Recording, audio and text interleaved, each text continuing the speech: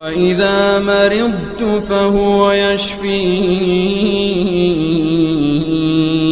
لوگ جو خوراکیں کھاتے ہیں نا وہ ہے حلال پاکیزہ، روٹی ہے، چاول ہے، آلو ہے، چپس ہے، پکوڑے ہیں، سموسے ہیں، رول ہیں، پراٹھے ہیں، صحیح ہے نا، گھی ہے، یہ کیا ہے؟ حلال چیزیں۔ یہ کھائیں گے طاقت آئے گی، نارمل زندگی گزاریں گے۔ کچھ چیزیں ایسی اللہ نے پیدا کی ہیں جو آپ کو بالکل نکھار کے رکھ دیں گی، یعنی اس سے جو خون بنتا ہے نا بڑا خاندانی قسم کا بنتا ہے خون، آپ کے چہرے پہ چمک پیدا ہو جائے گی، آپ ہٹو بچو ہو جاؤ گے۔ اور میں کیسے ڈیفائن کروں سمجھ میں نہیں آ رہا نا، صحیح ہے نا۔ وہ ہے زیتون، انجیر اور شہد، دودھ، کھجور، سمجھ رہے ہو؟ نہیں سمجھ رہے۔ دودھ وہ نہیں جو بھینس سے نکالا، انجیکشن لگا ہوا، پھر اس نے گوالے نے اپنا دودھ بھی ملایا اس میں، یعنی جو اس کے پاس پاؤڈر واڈر اویلیبل تھا، پھر اس کو آپ نے بوائل کیا، پھر فریج میں رکھ دیا، 3 دن بعد اس کی جو اجزائے ترکیبی ہے نا، یعنی اس کا فارمولا ہی چینج کر دیا ٹھیک ہے۔ دودھ کا ایک ڈاکٹروں کی نظر میں فارمولا ہوتا ہے، دودھ جب فریز ہوتا ہے نا تو باندی پن پیدا ہو جاتا ہے اس میں، تو دودھ کے صحیح فائدے اٹھانے ہیں نا، بالکل ہٹو بچوں قسم کا دودھ پینا ہے، تو ادھر جانور کے تھن سے دودھ نکالا اور فوراً پی گئے۔ یہ والا دودھ آپ چند دن پی کے دیکھیں، اپنی صحت دیکھنا، اپنا پیٹ کا سسٹم دیکھنا، آپ ایسیڈیٹی ختم اور زبردست ہٹو بچوں کام ہو جائے گا آپ کا۔ ہم تو پیتے ہیں فریج کا یا بوائل کر کر کے، ملائی اس کی الگ ہو جاتی ہے، اس کی جو قدرتی جو اس کی جو ترکیب ہے نا وہ چینج ہو جاتا ہے اس میں۔ تو خیر زیتون کھائیں یعنی پئیں ٹھیک ہے، انجیر ہے، کھجور ہے۔ ہمارے نبی صلی اللہ علیہ وسلم کے گھر حضرت عائشہ فرماتی ہیں 2 مہینے کھجور اور پانی کے علاوہ کچھ بھی نہیں کھایا جاتا تھا۔ اللہ تعالیٰ پیغمبروں کے لیے جس قسم کی خوراک کا سلیکشن کرتے ہیں نا وہ سب سے بہتر خوراک ہوتی ہے ہر لحاظ سے۔ نبی صلی اللہ علیہ وسلم نے چاول نہیں کھائے، وہ الگ بات ہے کہ چاول عرب میں تھے ہی نہیں، لیکن اللہ نے ایسی چیزیں پیدا ہی نہیں ہونے دی وہاں پہ کہ پیغمبر کھائیں اور پھر ہمارے لیے وہ سنت بن جائے۔ ابھی دیکھو یہ بیٹھے ہوئے ہیں نا ماشاءاللہ، بتانے میں کوئی حرج تو نہیں ہے، یہ وہاں یو ایس اے آرمی میں، یو ایس اے کس میں ہے بھائی؟ ڈپارٹمنٹ میں ہے وہ، اس میں گورنمنٹ ڈپارٹمنٹ میں، ان کو ایسے شعبے میں ہے، سیکیورٹی سے ان کا تعلق ہے نا، وہاں پولیس سے تعلق ہے، بتا دیتا ہوں یار، اس میں کوئی حرج تو نہیں ہے، کوئی آپ ہمیں پکڑو گے تو نہیں نا۔ تو یو ایس اے کی پولیس میں ہے یہ، تو ان لوگوں کی ٹریننگ بہت ٹف قسم کی ٹریننگ ہوتی ہے۔ جب یہ پچھلے سال مجھ سے ملنے آئے تھے ماشاءاللہ کافی اچھے موٹے تازے تھے یہ۔ اب یہ جب ملنے کے لیے آئے تو میں نے کہا باقی کہاں ہیں آپ؟ ہیں تھوڑے سے آئے ہیں آپ، تھوڑے سے، باقی کہاں گئے آپ؟ ایسے سلم اسمارٹ ہو گئے یہ، اور ماشاءاللہ انہوں نے طلاق یافتہ خاتون سے شادی بھی کی ہے جس کے بچے بھی ہیں، اور یہ ابھی اپنی سوتیلی بیٹی کو لے کے بیٹھے میں بیان سن، تو یہ بھی ایک خوشی کی بات ہے۔ کیا خیال ہے؟ تو ابھی نماز سے پہلے میں نے ان سے پوچھا یار آپ ماشاءاللہ بالکل ہی فٹ فاٹ ہو گئے، تو آپ لوگوں کو وہاں جب ٹریننگ کے دوران کچھ خوراک پر بھی ظاہر ہے سمجھایا جاتا ہوگا کہ ہم تمہیں بھگا رہے ہیں، ایسا نہ ہو کچھ ایسی چیزیں کھا لو گے یہ بھاگنا سارا ضائع ہو جائے، تو کچھ خوراک میں بھی وہ گائیڈ کرتے ہیں۔ انہوں نے کہا بھائی چاول کھانے کی اجازت، بولو بھائی نہیں، تو چاول کھائیں آپ، میں منع نہیں کر رہا، ہم بھی کھاتے ہیں، لیکن ظاہر ہے چاول کیا ہے، اس میں نشاستہ زیادہ ہے، اس میں شکر زیادہ ہے، تو توند بھی نکلتی ہے، پھولتا بھی ہے آدمی۔ تو ہمارے نبی صلی اللہ علیہ وسلم نے ایسی غذائیں استعمال کی ہیں کہ ان کو کھا کے موٹاپا نہیں آتا۔ وہ الگ بات ہے وہ عرب میں تھی وہی، لیکن اللہ ایسی چیز پیدا ہی نہیں کرتا پیغمبروں کے لیے نا کہ وہ کھائیں اور ہمارے لیے وہ ایک نمونہ بن جائے۔ اگر نبی صلی اللہ علیہ وسلم کے پاس چاول ہوتے اور آپ کھا رہے ہوتے تو ہم کہتے ہفتے میں 6 دفعہ چاول کھانا سنت ہے، تو اللہ نے کھانے نہیں دی ایسی چیزیں۔ دودھ میں بھینس کا دودھ بھی اچھا ہوتا ہے، گائے کا دودھ بھی اچھا ہوتا ہے، بکری کا ہٹو بچو ہوتا ہے، اونٹنی کا ہٹو بچو اچھا ہوتا ہے۔ ہمارے نبی نے سب سے زیادہ اونٹنی کا اور بکری کا دودھ پیا ہے، آپ ریسرچ کر کے دیکھ لو, اس میں فیٹ کم ہوتا ہے, موٹاپا نہیں آتا. موٹاپا پیدا کرنے والی چیزیں ہمارے پیغمبر نے اور صحابہ نے کھائی نہیں ہیں. اونٹنی کا دودھ اور بکری کا دودھ, یہ چیزیں یہ موٹاپا نہیں پیدا, اس میں فیٹ نہیں ہوتا اونٹنی کے دودھ میں, اور جگر کے لیے بہت اچھا ہوتا ہے. پھر جو کھائیے, گندم بہت کم کھائیے. تو کھجور تو مستقل, آپ کھجوریں کھاتے رہیں, عادت ڈالیں, آپ دیکھو آپ کے چہرہ پہ ایسی فریشنس آ جائے گی نا, کیونکہ آپ صلی اللہ علیہ وسلم نے فرمایا افطار کس سے کرو, کھجور سے. اس کو آپ نے طیب فرمایا, ایسی پاکیزہ چیز ہے, کیونکہ جب خالی پیٹ ہے نا تو جو کھاؤ گے ٹھا کر کے لگے گا جسم کو. تو ایسے موقع پہ گٹکا بھی کھا سکتے ہو, اس وقت جو گٹکے کا اثر ہوگا وہ بھرے ہوئے پیٹ نہیں ہوگا. چرس بھی پی سکتے ہو, سگریٹ بھی پی سکتے ہو, ہیروئن بھی کھا سکتے ہو, پی سکتے ہو, اور بریانی بھی پھوڑ سکتے ہو, کچھ بھی کھا سکتے ہو. لیکن آپ نے فرمایا کہ ایسے موقع پہ کیا کھانا ہے, کھجور.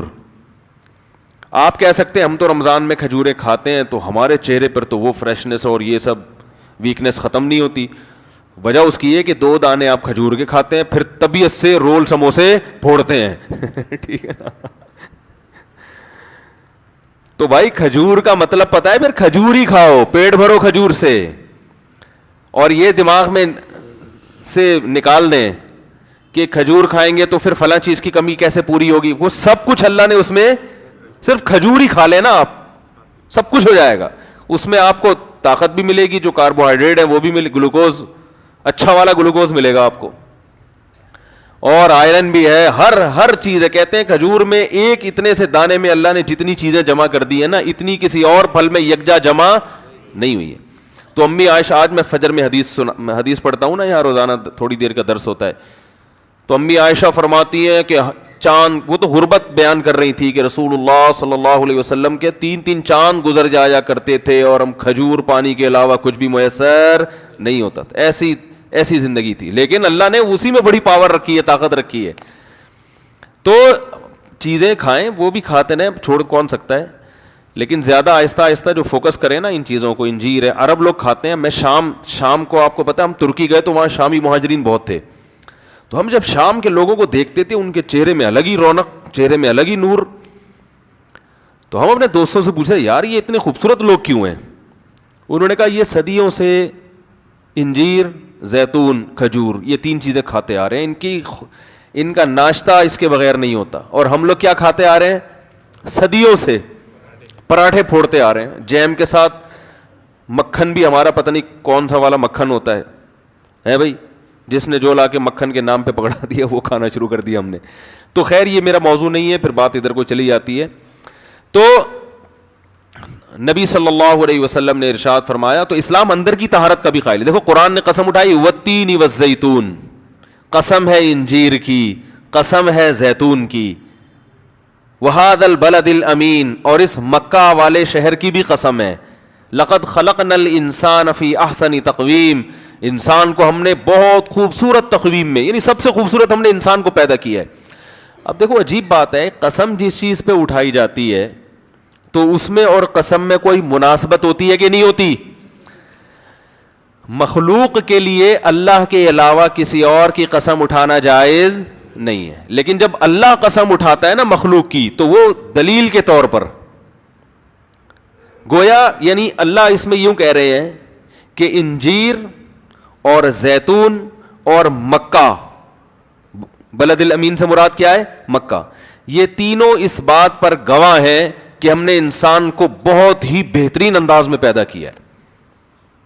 اب سوال پیدا ہوتا ہے انجیر کا اس قسم سے اور زیتون کا اس قسم سے اور مکہ کا انجیر زیتون سے کیا تعلق. بھائی یہ تینوں آپس میں کوئی میچنگ نہیں ہو رہی, ان تینوں کی آپس میں میچنگ نہیں ہو رہی, اور پھر قسم کی اس دعوے سے میچنگ نہیں ہو رہی جو اللہ نے قسم کے بعد دعویٰ کیا ہے. تو یہ بڑی خاندانی میچنگ ہے. جو انجیر اور زیتون کھاتے ہیں نا انہی کا دماغ اتنا تیز ہوتا ہے کہ ان کو یہ میچنگ سمجھ میں آ جاتی. سمجھ رہے ہیں وہ کیا ہے؟ اللہ فرماتے ہیں کہ انسان کی خوراک میں نے انجیر اور زیتون بنائی. یہ خوراک کسی عام مخلوق کی نہیں ہو سکتی. یہ انسان کی جسمانی ترقی کے لیے بہترین غذائیں ہیں, بہترین غذائیں. اور مکہ انسان کی روحانی ترقی کے لیے, کیونکہ مکہ وحی کا مرکز ہے.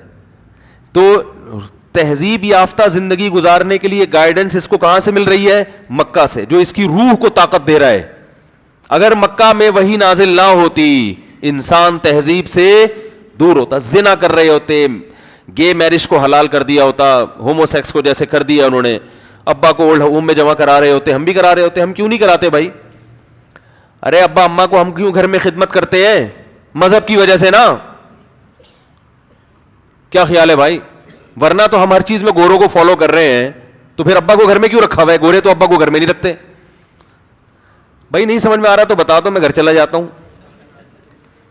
کامن سینس کی بات ہے نا, ہر چیز میں گورا گورا گورا گورا. ایک آدمی نے مجھے اتنا دماغ کھایا, میں نے کہا یار آپ گوروں کے بارے میں یہ کہہ رہے ہو, وہ یوں وہ یوں, کوئی تعریف بھی تو ہوگی. میں نے کہا سب سے بلی تو بھائی وہ گورے ہیں بھائی وہ.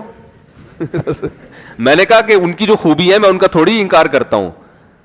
کہتے مثلاً میں نے کہا سب سے پہلی خوبی تو یہ گورے ہیں, ہم اس جیسے گورے نہیں ہم لوگ. تو اور خوبیاں بھی ہیں, میں خوبیوں کا منکر نہیں ہوں بھائی, لیکن میں یہ کہہ رہا ہوں کہ ہم تو چاہے خوبیاں ہو خامیاں ہو ہر چیز میں ان کو فالو کر رہے ہیں نا. گورے ہونے کے علاوہ بھی خوبی ہے, یہ نہیں کہ صرف گورے ہی ہونا ہے, اس کے علاوہ بھی کچھ خوبیاں ہیں ان کے اندر. دو نمبریاں نہیں ہے, منافقت نہیں ہے, یہ سب چیزیں نہیں ہیں وہاں پہ. تو اب کیا ہے کہ ہر چیز میں ان کو فالو کر رہے ہیں. تو اس اصول کے تحت تو ہمیں اپنے ابا اماں کو کہاں جمع کرا دینا چاہیے تھا, لیکن نہیں جمع کراتے. بھائی مذہب ہے یار, اللہ اس کے رسول کا حکم ہے, تو عذاب آئے گا. تو یہ جو تہذیب والی تعلیم جو روح کو طاقت دینے کے لیے ضروری ہے, یہ مکہ ہے. اس وجہ سے یہ سب چیزیں ہمیں ملی ہے, کیونکہ وہی نازل ہونا کہاں سے شروع ہوئی؟ مکہ سے. تو مکہ مرکز ہے جس سے انسان کو گائیڈنس ملی, روحانی زندگی, روحانی طاقت ملی. اور اللہ فرماتے ہیں تمہاری جسمانی طاقت کے لیے کیا رکھا ہے میں نے؟ انجیر اور زیتون. اس سے پتہ چلتا ہے کہ انسان عام مخلوق سے ہٹ کر ہے, اس کی روحانی ترقی کی بھی انتظام ہم نے کیا ہے, اور باڈی کو بہترین خوبصورت بنانے کے لیے جو غذائیں ہم نے اس کو دی ہیں وہ بھی انجیر اور زیتون جیسی خاندانی غذائیں ہیں. اس سے پتہ چلتا ہے انجیر اور زیتون کیا چیز ہے. سمجھ رہے ہو کہ نہیں سمجھ رہے؟ لیکن زیتون پکا کے نہیں کھایا کریں, اس میں نقصان ہوتا ہے. آپ کون سا کھا رہے ہیں گھر جا کے؟ تو کھانا تو وہی ہے جو چل رہا ہے مارکیٹ میں. ٹھیک ہے. Thanks for watching. Don't forget to like, comment, share and subscribe to